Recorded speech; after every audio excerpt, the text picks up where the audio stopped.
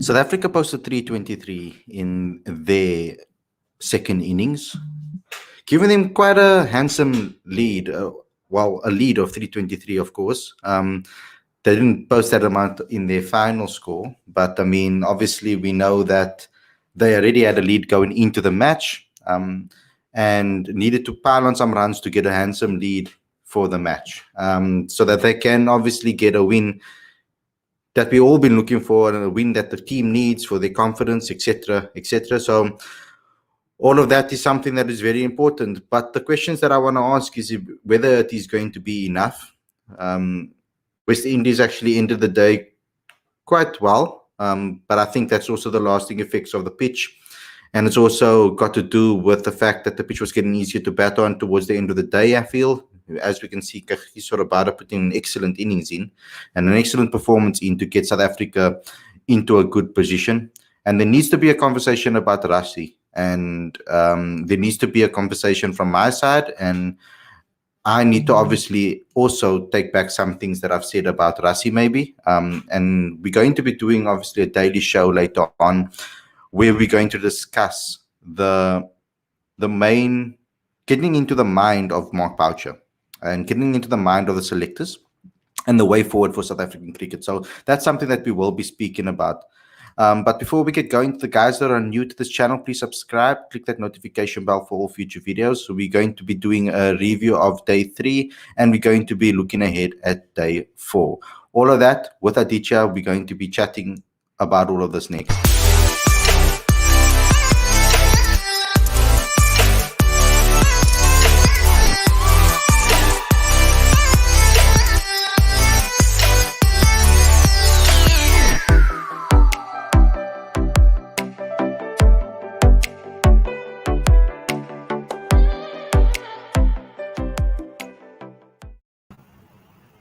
Hey guys, welcome to Cricket Fanatics Magazine. This is your recap review show. I'm your host, Khalid Mohidin, and this is the show where we talk about everything that's got to do with the test between South Africa and the West Indies. It's the second test, the final test. Now, let's talk about it because 323 run lead, obviously 15 for 0, the West Indies ended the day on.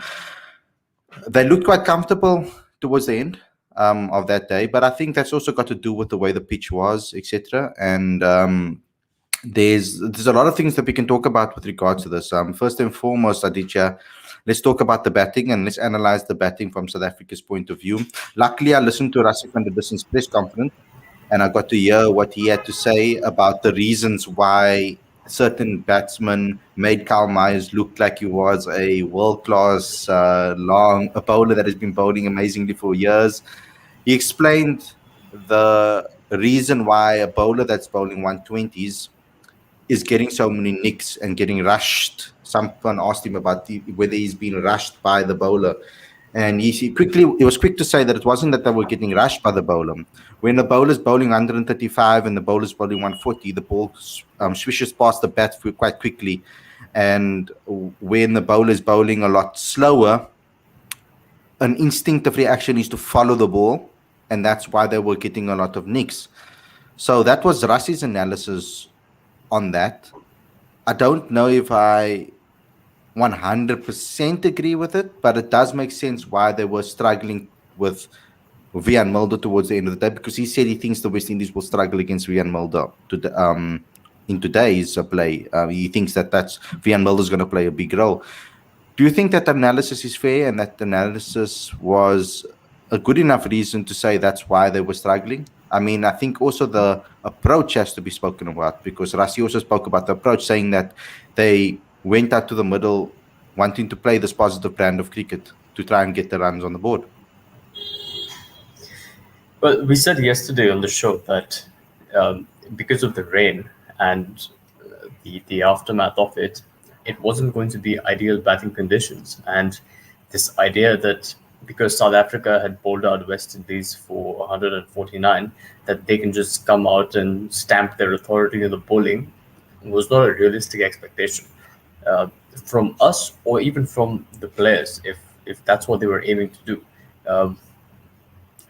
With respect to Carl Mayers looking a lot more lethal than he was on this wicket, accuracy and wicket to wicket bowling tends to be the kind that will get you wickets. So obviously KG, Andrik Nokia, and Lungi Ngidi are great in that they're able to combine pace and accuracy.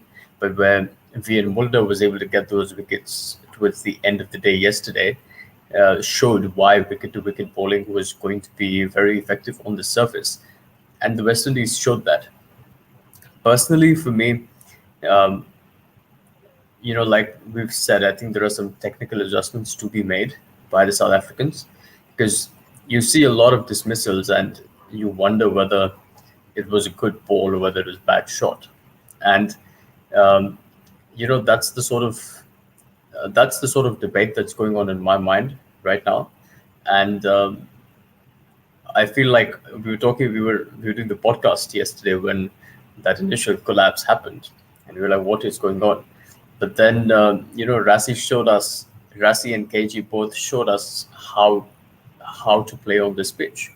So so there was a way to survive on that wicket. But I think with experience, with reflection, the batters will get better. And in saying that, the West Indies batsmen have to get in again when they start to play today. And the South African bowlers are also going to come in fresh. So I personally don't feel like I think this is the fourth time that West Indies will be batting in this series. And as of now, I don't think I have enough confidence that that lineup will be able to pull this through. But you never know. Cricket's a funny Yeah. game. Cricket's a very funny game. And last night on the podcast, I was obviously very emotional, and we were talking, and I was speaking like a South African fan over there, giving different insights, different feelings on basically what was happening in the moment and my thoughts processes while those wickets were falling. And I obviously I've been giving certain opinions about Rassie van der Dussen and his role in this test side. And I was always under the impression that South Africa needs to build for the future immediately and focus on the next generation of talent and try to build a team that can last for 10 years. But thinking about it logically and looking at what Rassie's been doing for South Africa in the test arena and where South Africa is as a test team, I have to admit that I was wrong about that. And I'm coming out here, and it's very seldom that you'll get someone to come out and say that they were wrong about certain analysis about things. They'll stick to their guns. And if I look at a different viewpoint and not an emotional viewpoint, remember that a lot of the guys that I want to see in this team as well, I have an emotional connection to them because I've been interviewing for some time. We've built a connection with them. I've backed them 100%. We have a lot of conversations. So obviously I want to see these guys get selected. And it's a little bit biased in that point of view. But on the flip side, I'm not just telling anybody must get an opportunity. And I think I was a little bit hard done by the way they treated Zubair Hamza, because I feel that at that particular time, Zubair Hamza was the best number 3 in the country based on form. Even in that particular season, it was his worst season, scoring 200 runs that season. We had a very poor season, 2020-21, before the England series, before the Sri Lanka series down here. I felt that he outscored Rassie even with regards to that, and I thought that Rassie should have been picked just because of 10 years or 5 years of being one of the top run scorers, averaging for over 50 in the last 5 seasons, and they obviously gave him for that. They rewarded his performances over that last 5 seasons. So, but when I look at this team, I think if you look at it from a different perspective, and I had to have some time to think about my podcast last night, and that's what the podcast is about, guys. I want us to be able to have a free voice and speak our mind. And I just want everybody to be able to talk in the live comments and give their views in that moment and how they're feeling. What I think, when I think about Rassie, I had some time to think about it. I had a sleepless night. Okay, I couldn't sleep immediately. I had some time that I needed to just, I just had to process everything and just like calm down, because obviously the games finished quite late over here in South Africa for us, because after the press conference, etc., we only finish about 12:30 midnight. So I need some time to unwind first before I can actually like sleep. So in that pro time, I was thinking about things. I was really thinking about everything and what Rassi's role is in the team. And we will be talking about this a lot more in depth later on. So please tune in on our daily show later on, because we're going to try to put ourselves in the minds of the selectors and Mark Boucher and try to see the reasons for certain selections and why he's done certain things. And when I looked at it, I was like, Rassi doesn't only stand for, no, it's not only his results and his stats that we need to look at. It's also what he stands for. Rassi as a package deal for South African cricket is what South African cricket needs currently, because he brings stability to a very, very wobbly batting order, a batting lineup of top 6 that hasn't been performing well as a collective for a very long time. It's not just recently. It's been for a very long time that they haven't been performing. And there's always been 1 or 2 batsmen that have stood out and really took us out of trouble. And majority of the time it was Dean Elgar, the majority of the time it was Quinton de Kock. There's been some times in the subcontinent where Temba has put in a good shift to help us over there as well, to pull us out of trouble along with Quinton de Kock. There's been a few here and there performances from the likes of Aiden Markram, who pulled us out of trouble in Pakistan, but we ended up not being able to win the games. So there's been up and down performances, and not collectively a solid top 6. But when Rassi came into the side, even against England, he scored a half century, a very good half century in England, even though they lost. He brought some stability to the team and the lineup. And not only that, in the dressing room, people respect him because of what he's done for South African cricket as a whole. So domestically, what he's done for the Lions as well, he has that inside. He has a winning mentality when it comes to domestic cricket. So when it comes to that, he's a lot more a bigger symbol when it comes to that for South African cricket. And the fact that he took the knee before the matches also is a massive thing for South Africa and for South African crickets, that he stands with the people that are struggling in this country, and not only from racial abuse, but also from poverty and from minorities, from women abuse and gender equality, gender abuse as well, and all of those type of things that he stands up for the good of the South African citizens. And he didn't care about the scrutiny he would get and receive. He stood up for the South African for South Africa, and he stood up for his players and the people in the country that are suffering.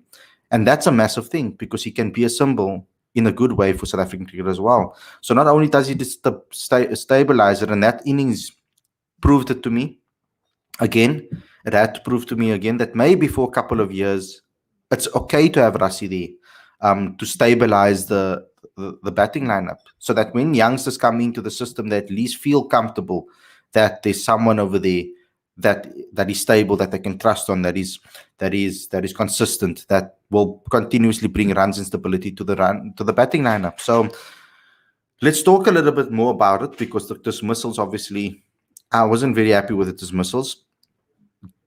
The fact that someone that is bowling 120 was getting nicks shows that maybe the brain needs to retrain when it comes to that, because in this particular positions, in this particular match, at that particular stage, he was the most lethal. And I think that towards the end of play as well, it was Vian Mulder that was getting the wickets and was very lethal in a short space of time and framework. Is that something that, do you think that was the reason why we lost our wickets? That maybe that is the case, that they were following the ball a lot more instinctively because it was slower. They thought they could get to the ball, and because of that, they nicked off. But it happened throughout the series, throughout the innings. It wasn't just some guys; it was majority of the guys that lost their wicket like that. Should they not have learned then from the previous guys that lost their wicket, like maybe from Aiden Markram or Dean Elgar? Okay, Aiden Markram and Dean Elgar obviously fell to different deliveries.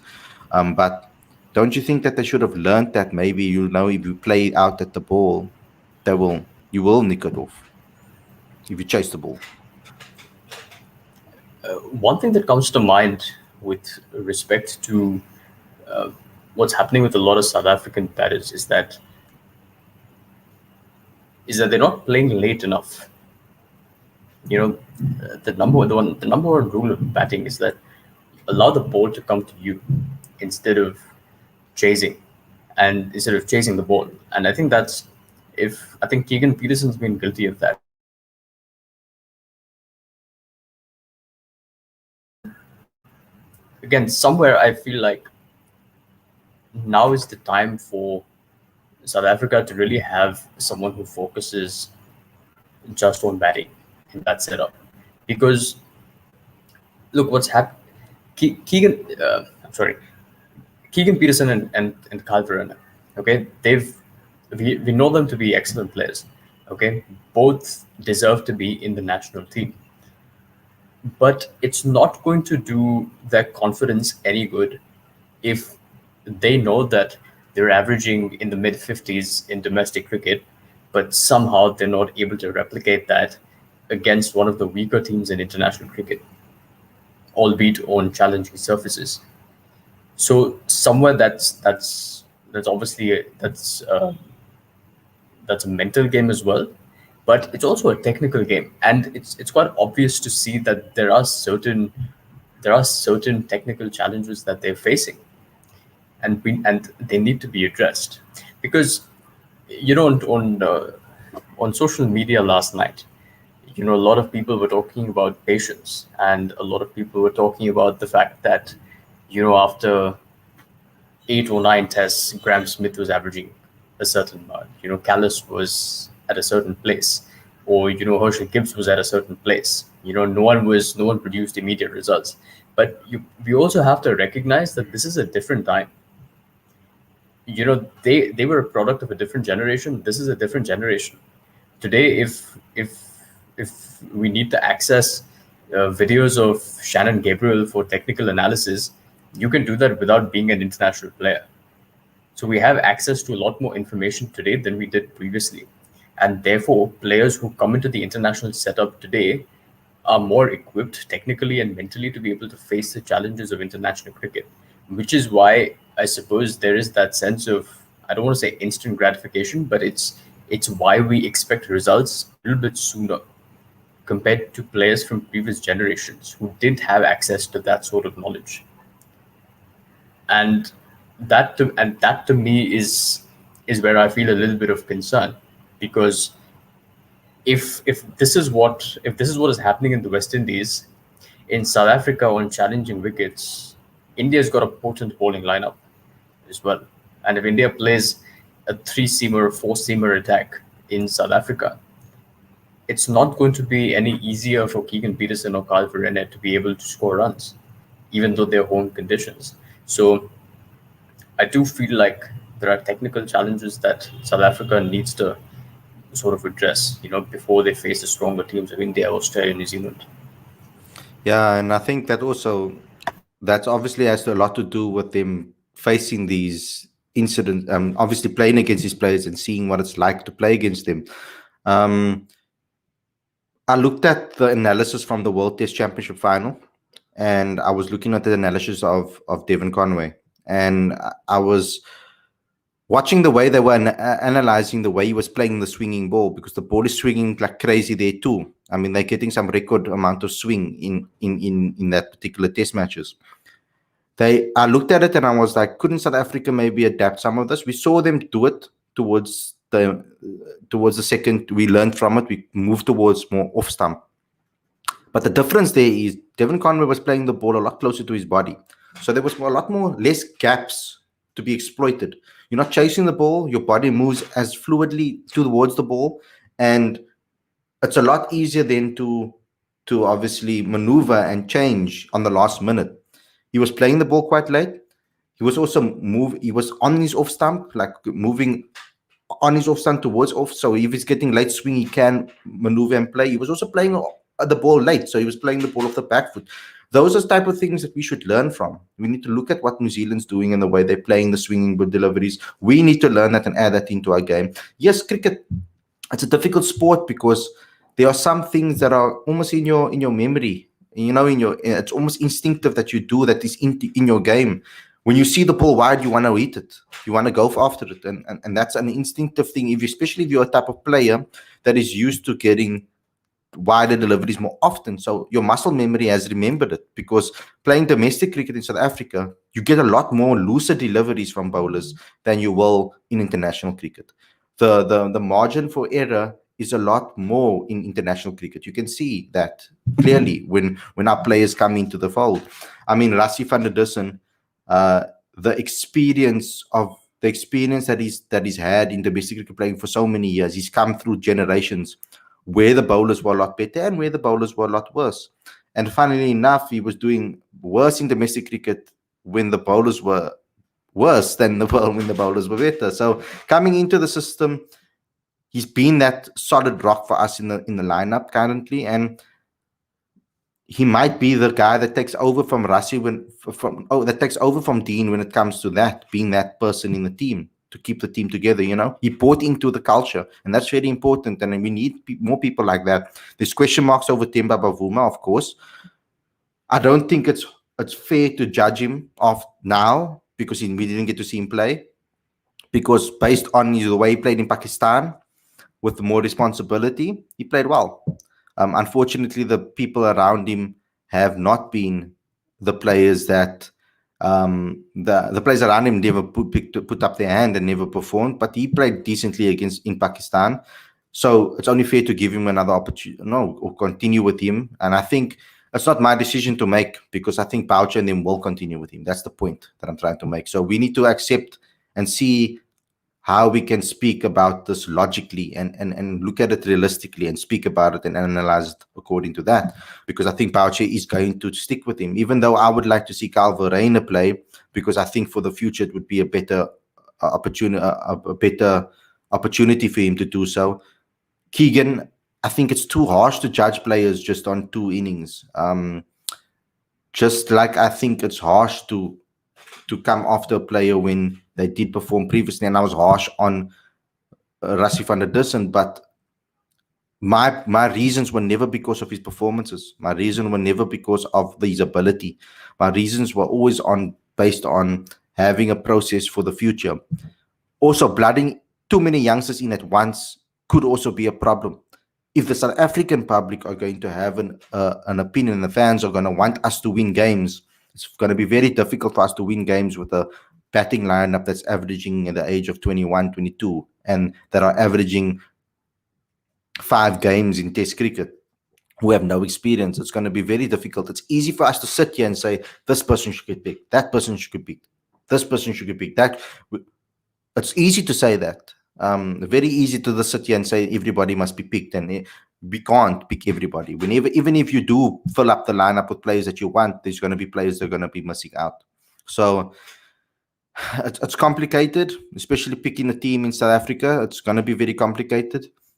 Like I said over and over again with regards to the quota system and the quota rules in South Africa, Bavuma is not getting picked based on the Black African quota, because South Africa have been picking Lungi Ngidi and Kagiso Rabada, which is the 2 Black African player quota. There are colored players that can be picked from to fill that quota, which is to fill that other 3 spots.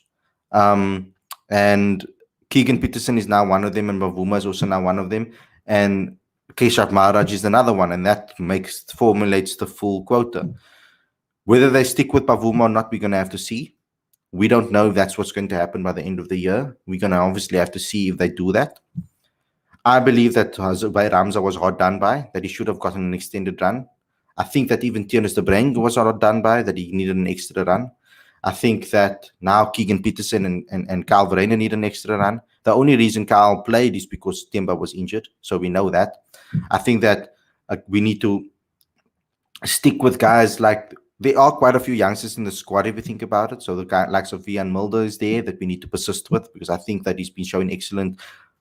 He's been showing his quality with the ball, but with the bat he hasn't necessarily come to the fold quite yet. He's been playing in very difficult conditions. We need to remember that this batting unit is struggling, and they need to get some confidence going forward. And the collapse was bad for South Africa, that we need to obviously improve those things, and I hope we learn from it going forward, because Rassie showed them how to bat on the surface. Quinton showed them how to bat in the circumstances. the Nalgo also showed them. So our senior players are stepping up, which was a problem because we were saying our senior players weren't stepping up before. Now our senior players are stepping up, and now we still have issues. So it's something that Keegan and them should make them stronger, and we have to see how they play against who they pick for the India series. That's something that we will need to see towards the end. But guys, thanks a lot for tuning in to our review of this game. I'm hoping that South Africa can wrap this up today, and bowl the West Indies out quite quickly, actually, because I think that overall South Africa deserves to win this Test series, and West Indies winning it will be a heartbreaking feeling for all of us, because I think that we'll all be disappointed and we'll probably be coming very hard at the South African team and the Mark Boucher if we don't get a win out of this particular game, because the game should be in South Africa's hands to lose here. And I hope that they can put in a bowling performance that is evident of what we've seen throughout the series. I think we're going to be talking about this a little bit later. We're going to be talking about getting into Boucher's mind and trying to think like the coach and try to think like the selectors, because I don't think we do that enough. We're quick to criticize, but we don't put ourselves in their shoes and try to think, why did they pick this person, or why did they pick this person? So Aditya, have a think about that. Maybe put yourself in their shoes and try to think, and then bring that information later on the Daily Show at 7 o'clock this evening. Thanks a lot for tuning in, guys. We'll see you guys again later for the Daily Show at 7 o'clock. I hope you guys enjoying the content. Please click subscribe. Also, please go to cricketfanaticsmag.com as well to obviously check out all the content. We are updating you, but please download the magazine. It's free. The link is on the screen and in the description, please, guys. So if you want more content and more of this type of content and different types of content on cricket, different points of view from our writers, etc., then go ahead and subscribe to that magazine. Thanks a lot for watching. We'll see you guys later for a Daily Show. Take care and enjoy the day and in cricket.